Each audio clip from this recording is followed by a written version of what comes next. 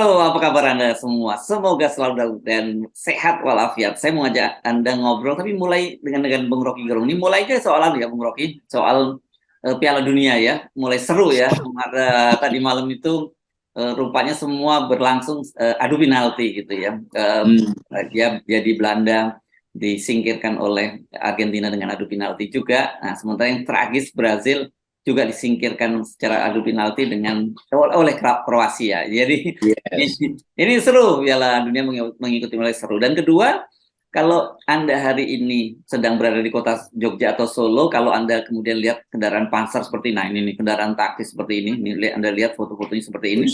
Jangan Waduh. ini bukan berarti ada perang ya, itu ada pernikahan Kaisang dengan Herina. Jadi Anda mungkin yang kebetulan nggak peduli dengan berita, mungkin Anda bingung ada apa ini Jogja kok Solo seperti kayak situasinya darurat, genting gitu, dijaga tentara ribuan, kemudian kendaraan-kendaraan rantis. Ini artinya ada Pangeran Kaisang sedang menikah dengan Erina Gudono. Ya, saya nggak di Solo dan di Jogja, saya lagi di Batam karena kasih kuliah di depan buruh dan mahasiswa itu soal keadilan sosial biasalah. Karena rupanya ada sedikit ketidakberesan di kampus, maka saya dialihkan ke sebuah hotel untuk diskusi dan ada Masih LSM. begitu aja? Masih ada gitu-gitu juga, Bung Rocky? Kemarin juga di Malang, saya mesti ada di Malang tuh, tapi ditolak oleh rektor. Terus ya nggak biasa aja tuh, mahasiswa minta maaf dan mereka bahkan demo depan rektor, dan rektor Universitas Islam Malang merasa ya belum tepat, kira-kira gitulah alasannya tuh. Dan tapi mereka kirim surat minta maaf mahasiswa, oke, itu konsekuensi. Nah, kemarin saya di Batam, tadi malam saya di Batam, dan hal yang mirip-mirip terjadi. Tetapi lebih gesitlah ini panitia di Batam, lalu digabung itu sebagai evaluasi, sebagai forum evaluasi tentang masa depan bangsa itu dengan kasus Kota Batam tuh. Jadi sebetulnya pembicaraan mahasiswa itu masih berlanjut soal mempersoalkan legitimasi. Demikian juga buruh itu. Saya bersama Jumhur Hidayat, jadi kita bicara akhirnya makro politik situ tuh. Ada pemuda juga yang protes, merasa KNP juga merasa bahwa kok nggak ada masa depan ya, karena perencanaan pekerjaan terutama para pemuda itu tidak dari hulu ke hilir, itu seolah-olah dikasih pelatihan tapi nggak tahu setelah selesai mau kerja apa. Jadi itu keresahan dari wilayah barat itu, dan ini terhubung dengan ya masa depan bangsa. Nah, setelah itu baru saya nonton Kroasia versus Brasil, dan saya menang taruhan karena saya pro Kroasia itu. Lalu orang tanya, kenapa Anda pro Kroasia? Karena sepatu naik gunung saya itu buatan Kroasia dan udah 10 tahun nggak rusak-rusak. Itu alasannya tuh. Jadi kadang-kala kita pakai aja alasannya. Tiba-tiba kan kita anggap ya udah berhasil, udahlah terus-menerus. Tapi Kroasia sesuatu yang ada dalam sejarah Emporium Ottoman, Turki di sana. Tapi bagi saya itu karena sepatu naik gunung saya merek buatan Kroasia itu, maka saya pro Kroasia. Jadi kadang-kala kesepakatan untuk pro dan kontra itu memang nggak masuk akal. Tapi begitulah. Jadi kan juga dalam politik. Nah, soal perkawinan, saya di Bandara Batam itu dikerumutin oleh wartawan justru untuk menanyakan hal tentang peristiwa di luar perkawinan, yaitu 11.000 personil dan ada panser di mana-mana. Lalu saya bilang bahwa ya itu mungkin perkawinan yang berlangsung di Kandahar di Afghanistan, sehingga mesti ada panser gitu kan. Lalu mereka ketawa tuh, tapi saya bilang jangan dimuat ya, mudah-mudahan dia nggak muat karena saya hanya bercanda itu. Memang orang akhirnya fokusnya bukan lagi pada kan perkawinan itu semacam ibadah yang di dalamnya ada sensasi-sensasi yang kita rasakan kalau kita masuk di dalam kekusukan perkawinan itu. Itu justru hilang. Jadi orang akhirnya membahas kenapa ada panser. Bukankah Pak Jokowi pemimpin rakyat, dicintai rakyat, kenapa mesti pakai batas itu? Seolah rakyat akan menyerbu perkawinan itu kan. Ini juga pertanda bahwa orang akhirnya lihat bahwa kalau begitu Pak Jokowi tidak merasa aman dengan rakyat kan. Jadi tentu saja pihak panitia bilang ya kemungkinan serangan teroris segala macam. Kan itu pasti ada di kepala masyarakat. Emang nih kota ini sudah nggak aman. Tapi begitulah keadaan kalau ketidaknyamanan rakyat itu akhirnya dicari-cari alasannya tuh. Dan sebetulnya ketidaknyamanan itu bukan karena ada pesta, tapi karena ada ketidakadilan sosial, karena ada masyarakat yang resah dengan masa depan, ketidakpastian buruh dengan undang-undang yang baru, KUHP yang jadi satu paket di mana orang melihat bahwa Presiden Jokowi akhirnya tidak merakyat. Kenapa? Karena ada pagar panser di sekitar tempat perkawinan. Ini analisis saya. Tetap saya mengucapkan selamat pada kedua pengantin yang hari ini dimulai acaranya dan saya diundang dan saya tidak bisa datang karena saya ada di luar kota. Ya. Oke, jadi memang pernikahan itu kalau apalagi dalam Islam ya seperti itu menyempurnakan ibadah gitu. Sementara dari sisi Pak Jokowi kan kita tahu Pak Jokowi itu kan citra yang melekat selama ini merakyat gitu. Tapi kalau kemudian ada panser kan orang juga rakyat juga nggak berani mendekat dong dalam situasi semacam ini gitu. Khawatir lah itu ada apa gitu ya. Iya, kemeriahan itu dan undangan juga pasti was-was itu. Karena yang diekspose oleh media justru moncong-moncong senjata yang berbaris, tank, persiapan segala macam. Jadi hilang sebetulnya kesakralan dari perkawinan itu. Dan psikologi orang menganggap bahwa pasti ada sesuatu yang berbahaya. Kira-kira itu. Iya. Dan mungkin kemudian orang mengait-kaitkan dengan pernyataan sebelumnya dari Ketua MPR bahwa karena situasi mulai memanas gitu, jadi apakah tidak sebaiknya pemilu ditunda atau dijadwalkan kembali gitu? Ya, Ketua MPR justru memanas-manasi situasi, bukan situasi yang memanas. Kalau situasi dari awal udah panas memang, tapi kan bukan itu poinnya tuh. Jadi memanasnya situasi itu karena dipanas-panasi oleh ketidakpastian tuh. Nah sekarang Bamsud itu masuk di dalam upaya untuk memprovokasi akhirnya tuh. Oh ini bahaya nih, mari kita tunda pemilu tuh. Itu kan cuma pikiran. Lo pikiran itu datang dari analisis dia tentang keadaan tuh. Berarti dia salah bikin analisis dong bahwa situasi memanas tuh. Kan gampang betul kan. Jadi kalau alasan saudara Bamsud ini, saya cuma mengajukan pikiran. Ini bukan pikiran, ini keinginan Anda sebetulnya tuh. Lain kalau Anda rektor universitas ya Anda bilang situasi memanas, orang bilang mana datanya tuh. Sekarang kalau kita tanya mana data bahwa situasi memanas, oh enggak itu cuma saya pikirkan itu. Bagaimana? Jadi otaknya yang panas atau dia sengaja untuk ajukan itu untuk test in the water. Jadi sekali lagi ketua MPR itu ya jadi olok-olok juga akhirnya kan. Karena mengucapkan sesuatu yang dia nggak bisa buktikan. Lalu dia bilang ya itu cuma gagasan saya tuh. Jadi sekali lagi kalau yang ngomong ketua MPR itu harusnya mewakili sifat kenegarawanan, mewakili perspektif yang tajam. Kan dia ketua MPR tahu semua soal itu. Masa dia cuma pikirin? Saya aja kalau cuma sekedar mikirin tuh dikritik orang, apalagi ketua MPR yang seharusnya seluruh variabel yang dia ketahui itu yang kemudian jadi bawah sadar dia yang dia ucapkan. Sekarang orang mempersoalkan bahwa ternyata memang ada persiapan MPR untuk menghalangi pemilihan umum dengan alasan yang betul-betul cuma dia pikirkan. Katanya dipelintir karena ngajak berpikir masa nggak boleh sih kata dia. Iya dia berpikir artinya ada maksud. Ini dia kedudukannya orang yang bisa ambil keputusan kok memang nggak boleh. Kan tugas ketua MPR adalah memperhatikan agenda nasional. Kalau dia merasa bahwa tidak pantas atau belum saatnya pemilu, dia kasih argumen yang basisnya adalah keadaan yang dia hipotesakan kan. Kan dia hipotesakan politik memanas. Kenapa dia cabut lagi hipotesanya? Berarti politik mendingin ketika dia nggak berpikir atau pikiran yang dingin. Ini kan orkestrasi ya, kesannya jadi semua ini. Yes, orkestrasi. Sekarang MPR. Itu orkestrasi itu. Dan orang kemudian bikin kalkulasi. Apa Pak Lanyala itu lagi ketemu dengan Bamsud. Sehingga memunculkan ide yang sama kira-kira itu kan. Kan di FNN Pak Lanyala udah membantah itu. Bahwa bukan itu dasar idenya. Tuh. Lanyala mengatakan ini taktis aja yang nggak bisa dibuka ke umum. Nah mungkin Bamsud juga bilang itu taktis juga tuh. Tetapi problemnya berbeda tuh. Yang sana bilang demi konstitusi.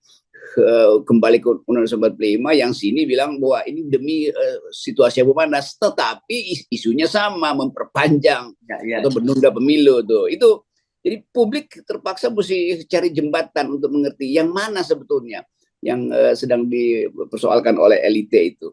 Memperpanjang kekuasaan atau menghasilkan pemimpin yang berkualitas walaupun dalam keadaan politik yang memanas. Politik memang memanas setiap menjelang pemilu. Tapi masalahnya ada nggak pemimpin yang dipersiapkan baik oleh Pak Jokowi oposisi itu yang memungkinkan kita percaya bahwa dalam keadaan politik memanas kita bisa memilih seseorang yang bermutu tuh, yang berkepala dingin tuh. Jadi kepala itu nggak ada, bukan soal rambutnya putih apa, nggak kepalanya dingin apa kepalanya panas kan begitu. Dan saya kira gini, agak berbeda, bukan agak berbeda, sangat berbeda antara ketua DPD yang bicara dengan ketua EPR, gitu ya. Ya. DPD aja udah ribut banget kan, kita tahu DPD ini kan nggak punya kewenangan apa-apalah, kayak gitu ya, boleh dibilang begitu. Sementara kalau ketua MPR kita tahu bahwa proses amandemen itu ya prosesnya lewat MPR. Dan kalau Pak kemudian Bamsud ngomong seperti itu, orang pasti wah, alarm orang langsung nyala semua kan gitu ya. Wah, ini pasti serius gitu. Iya, itu artinya memang udah ada, kan kalau ketua MPR ngomong artinya dia udah hitung ini rencananya, konsepnya begini, nanti agendanya begini, siapa yang mesti dilobi duluan tuh, siapa yang mesti diminta untuk setuju dengan dia bahwa politik sedang memanas tuh. Kan itu persiapan itu udah ada di kepalanya kan. Lalu dia ucapkan, nah, kalau begitu sangat mungkin penundaan dipikirkan lah, penundaan. Ya dipikirkan, artinya dia udah pikirkan, bukan kita yang disuruh mikir. Kan beda itu kan. Dia mengajak kita berpikir, artinya dia udah punya keputusan itu. Dan itu yang harus kita waspadai, karena tetap tukar tambah kekuasaan itu bisa pakai segala macam cara tuh. Ya, ya. Dan bagi masyarakat sipil, ya boleh, kita juga senang menunda pemilu. Tapi ongkos politiknya apa itu? Demi apa? Demi rakyat atau demi memperpanjang kekuasaan Presiden Jokowi? Kan itu yang nggak dikehendaki oleh rakyat. Ya, ya. Dan jangan lupa bagaimanapun juga Bambang Susatyo adalah politisi Golkar. Ya, ini kan, dan kita tahu bahwa pada beberapa waktu yang lalu kan ketua umum Golkar Erlangga Hartarto itu bagian dari itu, bagian dari kepala ketua umum partai yang menyatakan perlunya ada penundaan pemilu. Jadi ini nggak bisa dilepaskan begitu. Itu lepas dari ada faksi-faksi di dalam tubuh Golkar. Iya, tetap Golkar, kita mesti anggap Golkar juga kalau begitu punya proposal yang sama tuh, karena yang ngomong orang internal Golkar yang juga pasti ada rapat-rapat dengan Golkar. Tapi Demokrat udah langsung bereaksi, Gerindra bereaksi, semuanya bereaksi itu. Kita belum dengar Erlangga bereaksi, dia mesti bereaksi karena itu kan kadernya Golkar yang ngomong begitu tuh. Jadi sekali lagi ini tukar tambah begini bukan sekedar menjelekkan Indonesia di mata pers asing, tapi memperlihatkan bahwa elit politik kita betul-betul hanya bermain-main untuk tukar tambah. Jadi nggak ada proposal kenegaraan, proposal untuk memperbaiki sistem pemilu segala macam. Ini dangkal sekali kan. Jadi pragmatisme itu betul-betul dalam versi yang sangat dangkal. Dan kalau kejebak ya udah, itu kan saya cuma usulkan, sama seperti Pak Jokowi. Ya kan saya juga cuma membaca aspirasi masyarakat. Kan bolehlah orang mengusulkan 3 periode. Ini kan demokrasi. Loh, itu argumen-argumen standar yang dungu sebetulnya. Ini kan demokrasi justru mempercepat perubahan politik, bukan memperpanjang kekuasaan. Jadi dalil yang sederhana karena dibungkus oleh kepentingan tukar tambah dibuat jadi mainan akhirnya. Ya. Tapi sebenarnya gini ya, dengan pernyataan dari Bambang Susatyo sebelumnya ketua DPD dan juga Bahlil dan sebagainya, sebenarnya publik kemudian jadi paham bahwa memang proses untuk memperpanjang proposal untuk memperpanjang jabatan Pak Jokowi itu sekarang gencar lagi setelah waktu itu sempat tiara sebentar. Ya itu betul dari istilah Hersu tadi, ini orkestrasi. Jadi dikasih satu nada, nanti dilihat tuh reperkusi dari nada itu menghasilkan harmoni atau kakofoni kan begitu. Tetapi tim ini tetap tim yang sama itu, Bamsud, Bahlil, siapa itu. Jadi tim yang nabur gendang sebetulnya untuk dapat opini publik. Dan kalau opini publik mulai terdengar, mereka akan sewa surveyor supaya surveyor membenarkan orkestrasi itu. Ya, nah itu menarik itu kan Anda bicara soal surveyor. Saya mendengar bahwa kabarnya pemerintah sudah dapat masukan bahwa kalau ada perpanjangan 3 periode perpanjangan jabatan Pak Jokowi itu hasil surveinya itu nggak ada rakyat yang akan berontak, nggak ada rakyat yang akan marah gitu. Nah ini hati-hati aja kita ingatkan sama Pak Jokowi, karena selama ini kan kita tahulah permainan-permainan lembaga survei itu. Jangan sampai Pak Jokowi dijerumuskan oleh lembaga survei yang tahu bahwa nggak akan terjadi apa-apa kok Pak gitu. Ya, dalam analisa political economy di ujungnya pasti kita tahu ada kapital yang resah, kapital yang merasa bahaya, karena itu at all cost dia akan sewa lembaga survei, dia akan bujuk politisi di MPR itu untuk perpanjang dulu tuh kekuasaan Pak Jokowi, karena kami lagi konsolidasi kapital gitu, lagi financial re-engineering segala macam. Kan itu semua yang menerangkan kalau kita pakai istilah oligarki itu. Jadi walaupun nggak terlihat, tapi terbaca pada bahasa tubuh, pilihan kalimat dari tokoh-tokoh politik yang diasuh oleh oligarki. Itu intinya tuh. Jadi oligarki semacam pasang jaring laba-laba itu, sehingga semua terjerat di situ tuh. Lalu jeratan itu yang akan disebut masuk akal karena hasil surveyor opini publik kan. Kan itu teknik manipulasi yang dibuat sejak awal oleh propagandis Hitler untuk memenangkan opini publik, disebarkan dulu ketakutan, lalu dikembalikan itu sebagai proposal untuk memperpanjang kekuasaan Hitler pada waktu itu tuh. Atau mengeluk-elukkan Hitler sebagai penyelamat apa namanya di Uber alles ini Jerman jagoan. Jadi tetap kita tahu bahwa dalam keadaan politik yang justru tanpa harapan, diajukanlah proposal-proposal yang memungkinkan rakyat akhirnya menyerah dan menganggap bahwa hanya Jokowi and his gang yang mampu menyelamatkan bangsa ini. Kenapa? Karena MPR udah memikirkan secara serius dan lembaga survei udah bekerja, udah. Yang nggak dipersoalkan adalah siapa yang mensponsori pikiran Bamsud, siapa yang mensponsori lembaga survei, kan itu soalnya tuh. Tetap saja yang kita ingatkan waspada, karena ini sekarang gerakan ini tinggal tergantung bagaimana deal di kalangan elit politik ini sekarang, Bung Rocky ya. Begitu dia kalangan elit politik deal dan mereka persoalan siapa dapat apa gitu. Nah, ini clear, saya kira ini akan jalan proposalnya itu. Tapi saya kira publik, terutama civil society harus tetap menyuarakan ini bahwa kalau seperti ini kita sama juga mendorong Pak Jokowi juga ke jurang yang sebenarnya Pak Jokowi sendiri tidak akan sadar itu. Ya itu sebetulnya. Jadi kalau bilang ya berharap pada partai-partai putih, ya semua partai putih itu ada sprindiknya kok, dan potensi untuk disogok juga. Itu artinya kita perkuat politik relawan, politik masyarakat sipil. Hanya itu sebetulnya pertahanannya. Kita nggak bisa bayangkan misalnya satu waktu Gerindra yang separuh oposisi PKS atau Demokrat tiba pada kesepakatan untuk menghalangi agenda ini. Karena di antara mereka juga saling kirim sinyal tuh apa yang kita dapat. Jangan-jangan justru menguntungkan tuh. Kan tidak semua anggota partai yang bersifat oposisional itu di daerah sama pikirannya tuh. Di daerah macam-macam. Kalau di daerah bisa disogok, kayak lama-lama DPP nggak ada kekuatan untuk menyatakan sikap moralnya terhadap proposal perpanjangan ini. Ya, untunglah ini PDIP masih cukup keras pernyataannya. Tapi kalau Gerindra, saya lihat dari pernyataan Dasko ini abu-abu ya dia pernyataannya ini, karena dia bilang ya itu namanya itu kan proses pemilu sedang berjalan, tapi itu kan cuma pendapat yang harus ya boleh dihormati ya. Saya kira nggak boleh begitu, nggak boleh seorang ketua MPR menyampaikan hal semacam itu karena itu berbahaya pernyataan dari seorang ketua MPR.